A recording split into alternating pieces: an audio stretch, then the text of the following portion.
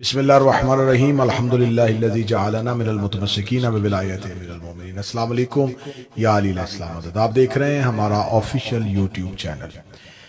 आज की इस वीडियो में हम आपके सामने तज़किरा करेंगे डॉक्टर ज़ाकिर नाइक के हालिया पाकिस्तान के दौरा में जो मुख्तलिफ किस्म के सवालात उनसे किए गए और उनके ऐसे जवाबात दिए गए जिससे इस्लाम के हकीकी चेहरे की अक्कासी तो नहीं हो सकी, लेकिन कम अज़ कम उनकी ज़हनीयत की अक्कासी हुई। खुदावंद मुतआल कुरान मजीद में इरशाद फरमाता है, फ़स्अलू अहल ज़िक्र इन कुंतुम ला तालमून। सवाल करो अहले ज़िक्र से अगर तुम नहीं जानते। हुक्म परवरदिगार है सवाल करना, ये अल्लाह का हुक्म है कि सवाल किया जाए, लेकिन सवाल जाहिल से नहीं किया जाए, सवाल उससे किया जाए जो अहले ज़िक्र है।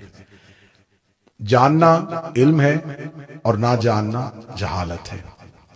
जहालत अंधेरा है और इल्म नूर है। खुदावंद मुतआल ने सवा लाख अंबिया को जो जमीन पर उतारा, उन अंबिया के जमीन पर आने का मकसद सिर्फ और सिर्फ ये था कि वो इंसानियत को अंधेरों से निकालें और नूर की तरफ लेके आए। कायनात के सबसे बड़े मुअल्लिम, कायनात के सबसे बड़े रसूल जब इस दुनिया में आए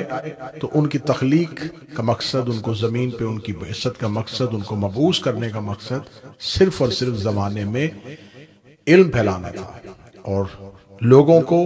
जहालत से निकाल के, अंधेरों से निकाल के नूर की तरफ लेके आना था। रिसालत बाब ने जब दुनिया से ज़ाहरी तौर पर पर्दा फरमाया तो वो इस उम्मत को एक हदीस के हवाले करके गए, इन्नी तारिकुन फीकुम अस्सक़लैन किताब अल्लाह व इतरती अहले बैत।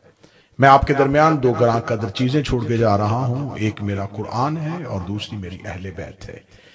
अब रसूलुल्लाह सल्लल्लाहु अलैहि वसल्लम ने इस उम्मत के लिए जो दो पेशवा छोड़े, जो दो रहबर छोड़े, वो एक कुरान है और दूसरी रसूलुल्लाह की अहले बैत है। कुरान वो इलाही आइन की किताब है जिसमें खुदावंद मुतआल अपने कानून दीन को महफूज रखे हुए है और खुदा अहकामात को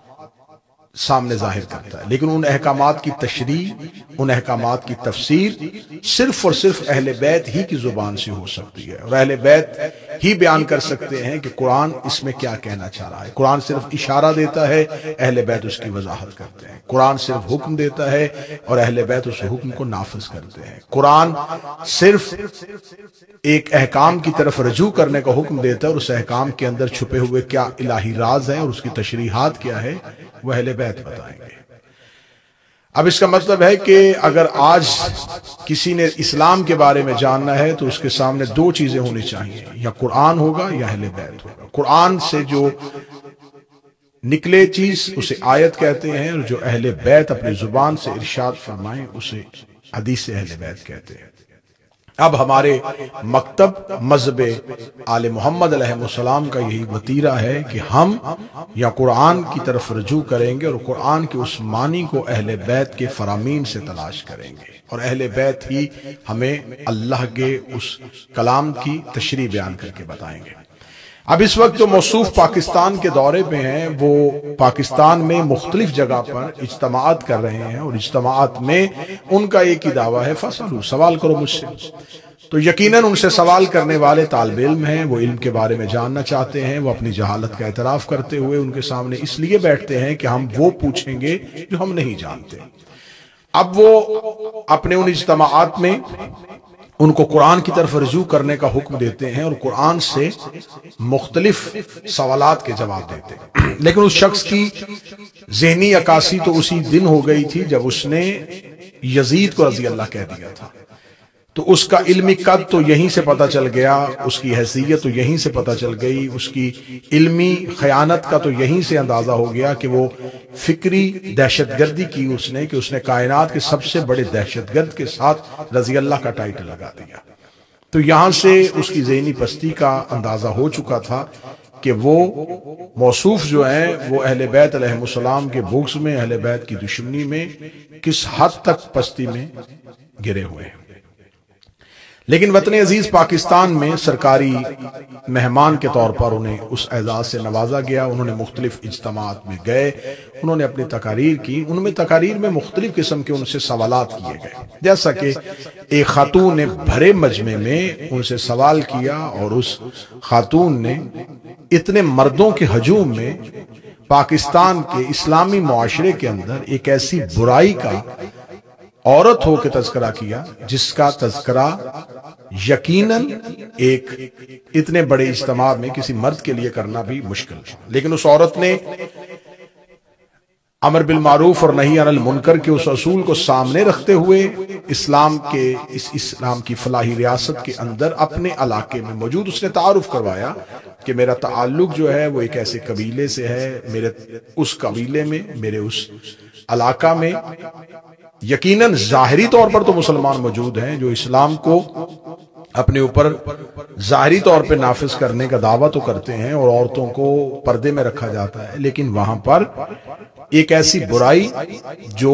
بچوں سے جنسی زیادتی کی طرف ہے، جسے پیڈوفائل کہتے ہیں، اس کے مختلف قسم کے کیسز ہیں، اس کے مختلف قسم کے واقعات ہیں۔ تو موصوف کو اس عورت کی بہادری کو داد دینی چاہیے تھی، اس کی جرت کو داد دینی چاہیے تھی کہ آپ نے ایک معاشرے کی ایک برائی کی طرف اشارہ کیا، توجہ مبذول کروائی، لیکن شاید وہ اخلاق سے عاری شخص یہ بھی نہ کر سکا کہ اس عورت سے بات کرنے کا اسلام میں کیا حکم ہے۔ یہ یتیم بچیوں کو ایوارڈ دینے سے تو اس لیے گریزاں ہے کہ یتیم بچیاں کیونکہ بالغ ہیں اور بالغ کے احکامات ہیں، تو نامحرم کے احکامات کے تحت وہ ان کو ایوارڈ نہیں دے سکتے، جبکہ انہوں نے شاید قرآن میں یتیموں کے حقوق نہیں پڑھے۔ جہاں خدا نے نامحرم کے لیے احکامات رکھے ہیں تو وہاں خدا نے تو اسلام میں، قرآن میں لونڈیوں اور کنیزوں کے لیے بھی احکامات رکھے ہوئے ہیں۔ خدا نے تو ان کے تحفظات کا بھی خیال رکھا ہوا ہے۔ یتیموں کے لیے تو اللہ بار بار حکم دے رہا ہے کہ یتیموں کے ساتھ حسن سلوک سے پیش آؤ، بار بار قرآن اس کی طرف اشارہ کر رہا ہے۔ مسند احمد میں رسول اللہ کی وہ حدیث آج بھی موجود ہے کہ رسول اللہ نے فرمایا جو کسی یتیم کو پالے وہ میرے ساتھ بہشت میں ایسے ہوگا جیسے میرے ہاتھ کی 2 انگلیاں۔ پھر ایک جگہ پر حدیث ایسے نقل ہوئی اہل سنت کے یہاں کہ رسول اللہ نے فرمایا جو کسی یتیم کے سر پہ ہاتھ پھیرے تو اس ہاتھ کے نیچے جتنے بال ہوں گے اتنے ہی اس کے گناہ معاف کر دیے جائیں گے۔ یہ تمام حدیث جو برادران اہل سنت کی کتابوں میں لکھی ہیں وہ یتیموں کے حق کے بارے میں ہے۔ تو ایک طرف تو وہ صاحب جو ہیں وہ یتیموں کو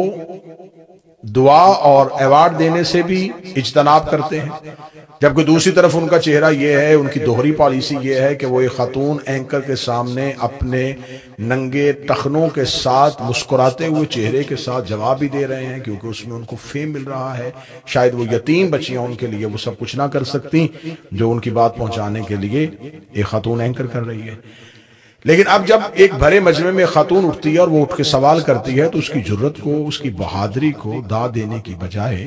وہ سریعام اس عورت کی تذلیل کرنی شروع کر دیتے ہیں، اور بار بار وہ عورت اعتراف کرتی ہے کہ شاید مجھے اپنا سوال پہنچانے میں غلطی ہوئی ہے، میرا سوال کرنے کا مقصد یہ ہے، اور وہ اس سے معافی کا مطالبہ کر رہے ہیں،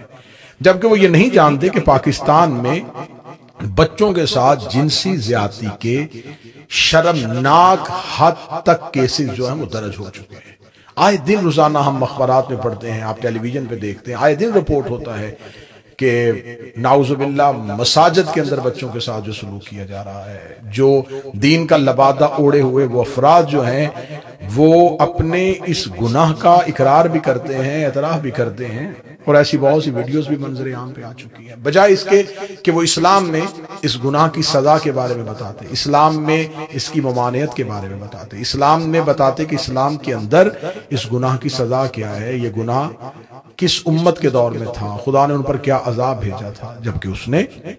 اس عورت کی تذلیل کرنی شروع کر دی۔ تو موصوف جو ہیں انہوں نے ایک مختلف قسم کا اسلام کا چہرہ دکھانے کی کوشش کر رہے ہیں، جس میں وہ اپنی ذاتی سوچ کو اسلام بنا رہے ہیں، اپنی ذاتی قیاس کو اسلام بنا کے پیش کر رہے ہیں۔ ایک طرف وہ پاکستان کی حکومت سے اور پاکستان کے ایک ایئر لائن سے اس بات پہ ناراضگی کا اظہار کرتے ہیں کہ وہ انہیں ان کا سامان جو ہے وہ لے کے آنے کے لیے انہیں کسی قسم کا کنسیشن نہیں دی جاتی، ان سے کسی قسم کا تعاون نہیں کیا جاتا، بلکہ ان کو روک دیا جاتا ہے کہ ہم آپ کو یہ سہولت نہیں دے سکتے۔ تو ان کو یہاں پر تو پاکستان کے اس ایئر لائن کو داد دینی چاہیے تھی، اعتراف کرنا چاہیے تھا کہ وہ اپنی ڈیوٹی اور اپنے فرائض کو احسن طریقے سے سر انجام دے رہے ہیں۔ تو ان کے مختلف قسم کے ایسے جتنے بھی چیزیں جو سامنے آ رہی ہیں، اس ویڈیو میں مجھے اس کی شخصیت کو تنقید کا نشانہ اس لیے نہیں بنانا کہ میں پہلے کہتا ہوں کہ تنقید اس پہ کی جاتی ہے جو شخصیت ہو، اور جس کے ہاں ہیرو جو ہے وہ یزید ہو، اس کے بارے میں کیا بات کی جا سکتی ہے، اس پہ کیا اس پہ اور کیا اعتراض کیا جا سکتا ہے کہ جس کے ہاں جو اسلام نے رضی اللہ کا ٹائٹل ہے وہ یزید جیسے ملعون شخص کو دے دیا جاتا ہے۔ تو اب اسلام جو ایک حقیقی چہرہ رکھتا ہے ناظرین گرامی قدر،